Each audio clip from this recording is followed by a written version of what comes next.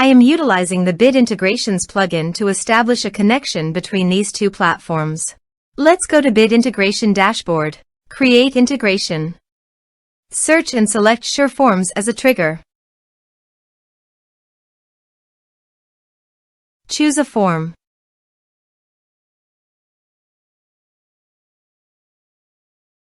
Next, search and select Zagomail. Give here a public API key. Please visit Zagomail API token.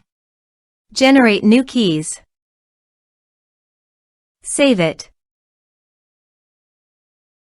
Copy the public API key and paste it on the integration site. Authorize it.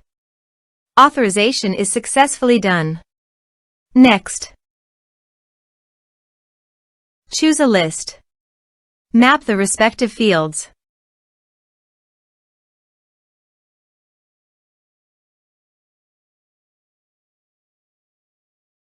Here are some advanced features in actions and conditional logic. You can use it for your requirement. Next, finish and save it. Let's submit a form.